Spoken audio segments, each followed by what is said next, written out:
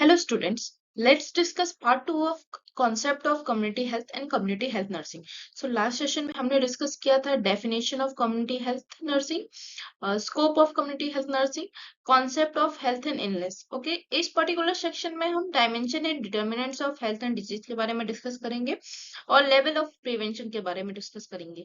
Health problems in India ये एक अपने आप में ही बहुत वास्ट टॉपिक है, तो इसको हम फर्दर नेक्स्ट सेशन में डिस्कस कर सकते हैं. जो थर्ड पार्ट होगा उसमें हम ये डिस्कस करेंगे.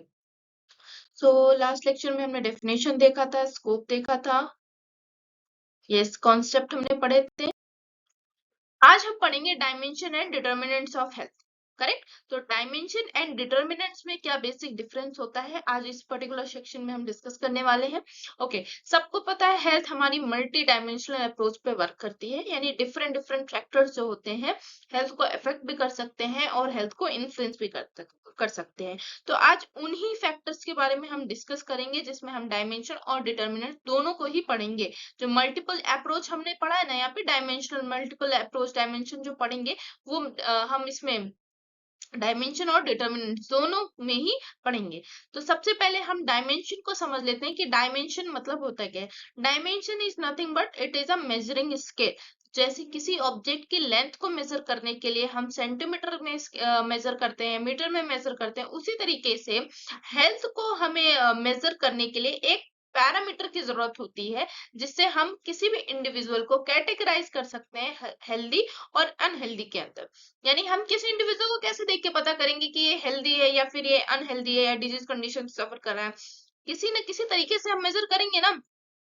तो that measuring scale known as dimension. अब डायमेंशन जैसे हमने ऑब्जेक्ट की लेंथ मेजर करनी है तो हमने सेंटीमीटर में मेजर किया है, वैसे ही जब हम हेल्दी पर्सन या फिर किसी भी इंडिविजुअल की, हेल्दी की बात नहीं करें, किसी भी इंडिविजुअल की जब हम हेल्थ को असेस करेंगे तो उसमें सेंटीमीटर नहीं होगा, उसमें ये सारे पैरामीटर होंगे जिसमें physical, mental, social, emotional and cultural parameter, या इनके बेसिस पे आप बोल सकते हो हम हेल्थ को कैटेगराइज करेंगे, सॉरी इंडिविजुअल को कैटेगराइज करेंगे हेल्दी और अनहेल्दी के अंदर.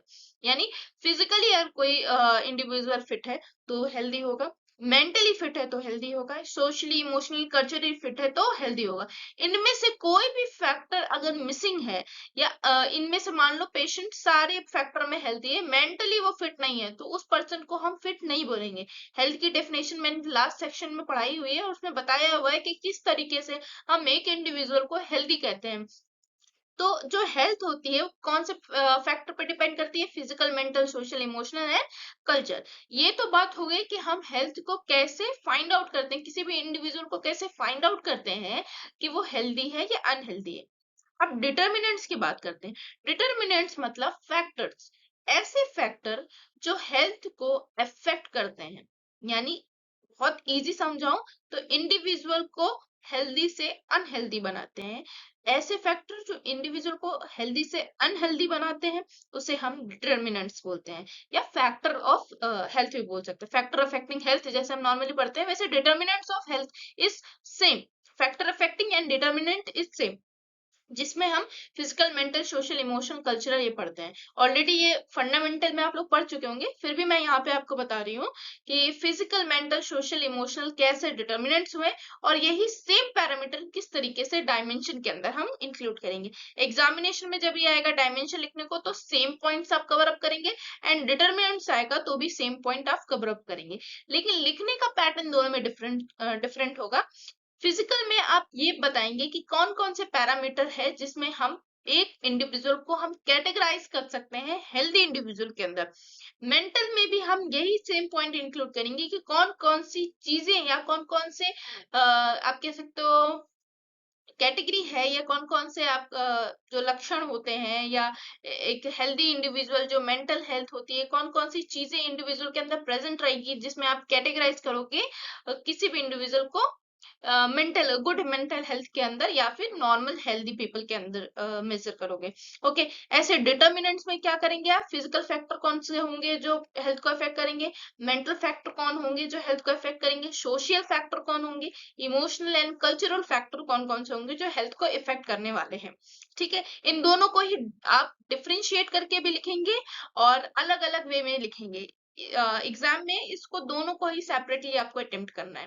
Correct. Next, level of prevention. Level of prevention को हम डिजीज कंट्रोल के भी नाम से जानते हैं, जिसमें हम क्या करते हैं, डिफरेंट डिफरेंट एक ऑर्डरली स्टेप के थ्रू हम डिजीज को कंट्रोल करते हैं या फिर हेल्थ को प्रमोट करने का काम करते हैं, जिसमें प्राइमोडियल प्रिवेंशन आता है, प्राइमरी प्रिवेंशन आता है, सेकेंडरी एंड टर्सरी प्रिवेंशन आता है। 4 मेजर स्टेप्स होते हैं जिसमें हम हेल्थ को प्रमोट करते हैं और डिजीज को रोकने का काम करते हैं। ओके।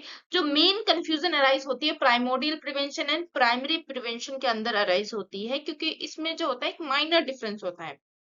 ठीक। आज वो सारे डाउट्स को हम इस सेशन में क्लियर करने वाले हैं। तो प्राइमोडियल प्रिवेंशन क्या होता है? प्राइमोडियल प्रिवेंशन क्या होता है, इसमें हम कुछ नहीं करते, इसमें सिर्फ और सिर्फ हेल्थ एजुकेशन के थ्रू जो रिस्क फैक्टर है उसको रिड्यूस करने का काम करते हैं।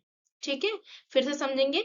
प्राइमोडियल प्रिवेंशन में हम किसी भी इंडिविजुअल को या मास मतलब ग्रुप ऑफ पीपल को क्या करते हैं, हेल्थ एजुकेशन देते हैं।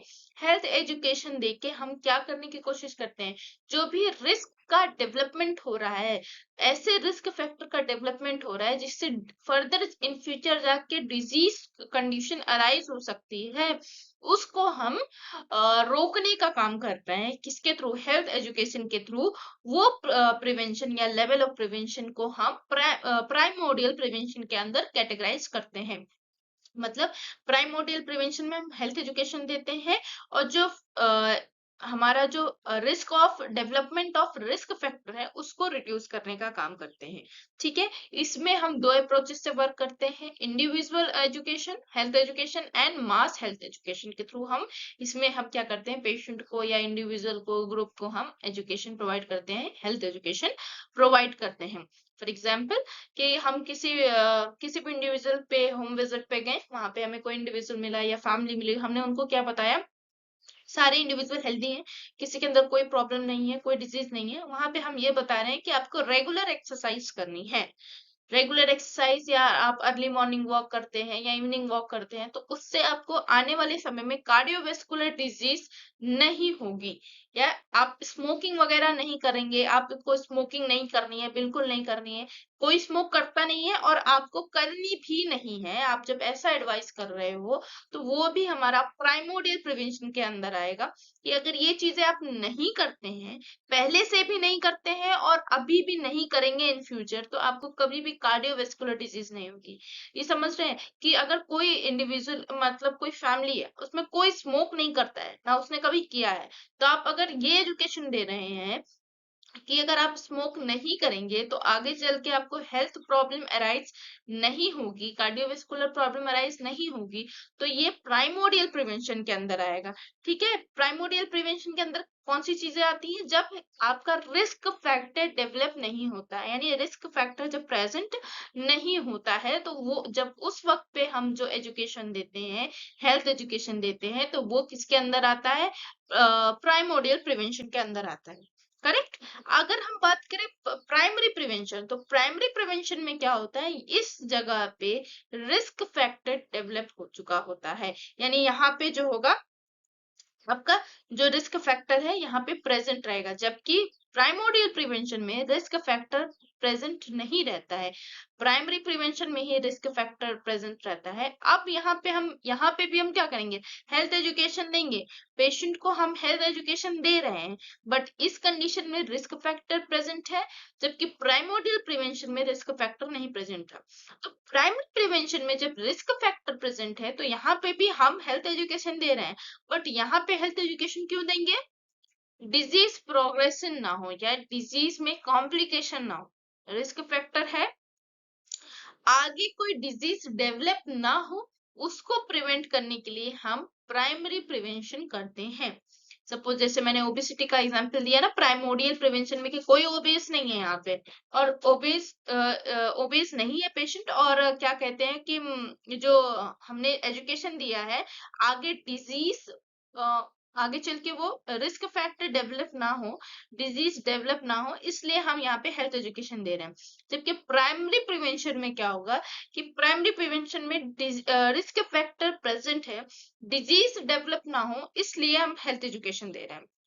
ठीक है, थोड़ा सा ट्रिकी है बट थोड़ा सा ध्यान देने पे इजिली समझ में आ जाएगा कि प्राइमोडियल में रिस्क फैक्टर नहीं प्रेजेंट रहता है तब हम हेल्थ एजुकेशन देते हैं, प्राइमरी में रिस्क फैक्टर प्रेजेंट होता है तो भी हम हेल्थ एजुकेशन देते हैं ताकि डिजीज कॉम्प्लिकेशन ना हो, फर्दर वो डिजीज में ना कन्वर्ट हो जाए। इसके हमने अप्रोचेस पढ़े थे कि इंडिविजुअल एजुकेशन और मास एजुकेशन। इसके अप्रोचेस होंगे health promotion and specific protection. Health promotion में हम जनरल सजेशन देते हैं पेशेंट को, डाइट मॉडिफिकेशन में लाइफस्टाइल मॉडिफिकेशन हो गया, जनरल काउंसलिंग हो गया, उन सारी चीजों के बारे में बताएंगे। जबकि स्पेसिफिक प्रोटेक्शन में हम किसी स्पेसिफिक रिस्क फैक्टर को रिड्यूस करने के बारे में बताएंगे। सपोज पेशेंट क्या करता है और उसकी सारी चीजें अच्छी हैं, सब हेल्दी डाइट वगैरह सब कुछ लेता है बट वो क्रॉनिक स्मोकर है, तो हो सकता है उसको सीओपीडी हो जाए, हो सकता है पेशेंट को। तो हम यहाँ पे स्पेसिफिकली क्या करेंगे, पेशेंट को स्मोकिंग के बारे में जब एक्सप्लेन करेंगे तो हमारा वो स्पेसिफिक प्रोटेक्शन में आ गया। यानी इसके दो अप्रोचेस है, प्राइमरी प्रिवेंशन के दो अप्रोचेस है। पहला है हेल्थ प्रमोशन जिसमें हम जनरल सजेशन देंगे, जिसमें डाइट और आपका लाइफस्टाइल मॉडिफिकेशन, आपका काउंसलिंग सब कुछ आ जाएगा। लेकिन स्पेसिफिक प्रोटेक्शन जो दूसरा हमारा अप्रोच है, स्पेसिफिक प्रोटेक्शन में किसी स्पेसिफिक हम रिस्क फैक्टर के बारे में डिस्कस करेंगे पेशेंट से, ठीक है। देन सेकेंडरी प्रिवेंशन, अब सेकेंडरी प्रिवेंशन में यहाँ दोनों पे अभी डिजीज डेवलप नहीं हुई है, लेकिन सेकेंडरी प्रिवेंशन में डिजीज डेवलप हो चुकी है। और डेवलप होने के साथ हम यहाँ पे अब क्या करेंगे, इसका दो अप्रोच, हम इसमें भी दो अप्रोच से प्रिवेंशन करने का काम करेंगे। पहला तो है अर्ली डायग्नोसिस या अर्ली डिटेक्शन, और दूसरा है ट्रीटमेंट। इस कंडीशन में इनिशियली स्टेज में हम क्या करेंगे, डिजीज को फाइंड आउट करने की कोशिश करेंगे और प्रॉपर ट्रीटमेंट देके उसको हम पेशेंट को हम क्या करेंगे, ट्रीट करने की कोशिश कोशिश करेंगे। अब इसमें जो डिजीज कंडीशन होती है वो रिवर्सिबल कंडीशन में होती है, यानी डिजीज जब किसी पेशेंट को हुई है तो अर्ली स्टेज में है, यानी हम उसको ट्रीटमेंट से उसको सही भी कर सकते हैं, ठीक है। ये इम्पेयरमेंट तक नहीं पहुंचे। जब डिजीज का हम पढ़ते हैं, डिजीज का एक जो साइकिल पढ़ते हैं उसमें हम पढ़ते हैं डिजीज होता है, इम्पेयरमेंट होता है, डिसेबिलिटी होता है, देन उसके बाद क्या होता है, डिसेबिलिटी के बाद हैंडीकैप होता है। चार फेजेस होते हैं। तो इसमें जो पर्सन होगा वो इम्पेयरमेंट तक भी नहीं पहुंचा होगा, इसको हम रिकवर कर लेंगे, या इम्पेयरमेंट तक भी होगा तो उसको हम रिकवर कर सकते हैं। डिसेबिलिटी तक हो गया है तो हम उसे रिकवर नहीं कर पाएंगे, वो इरिवर्सिबल कंडीशन होगी। जबकि सेकेंडरी प्रिवेंशन में रिवर्सिबल कंडीशन होता है, यानी पेशेंट को हम दोबारा से सही कर सकते हैं, उसको इरिवर्सिबल कंडीशन में नहीं है, ठीक है। तो यहाँ पे दो अप्रोचेस हैं, ये तो इजी सा है कि इसमें जो होगा हम अर्ली डिटेक्शन करेंगे एज सुन एज पॉसिबल, और साथ ही साथ स्पेसिफिक ट्रीटमेंट देंगे, जो भी ट्रीटमेंट देना होगा, और उससे पेशेंट को ट्रीट करेंगे, क्योर करेंगे। लास्ट हमारा है टर्सरी प्रिवेंशन। अब टर्सरी प्रिवेंशन क्या होता है, टर्सरी प्रिवेंशन में पेशेंट को डिजीज हो चुकी है और वो अब इरिवर्सिबल कंडीशन में जा चुका है, इसमें रिवर्सिबल था, इसमें इरिवर्सिबल कंडीशन में जा चुका है। तो इसमें हम क्या करेंगे, रिहेबिलिटेशन करेंगे, पेशेंट को एक मैक्सिमम जो उसका हाईएस्ट कैपेसिटी ऑफ लाइफ है वहां तक पहुंचाने की कोशिश करेंगे उस अप्रोच तक। और इसमें जो फर्दर कॉम्प्लिकेशन है, यानी यहाँ पे पेशेंट जो रहेगा इम्पेयरमेंट तक रहेगा, कि पेशेंट इम्पेयर हो चुका है या डिसेबिलिटी आ चुकी है, डिसेबिलिटी से पेशेंट हैंडीकैप में ना चला जाए, उससे हम इसको प्रिवेंट करेंगे।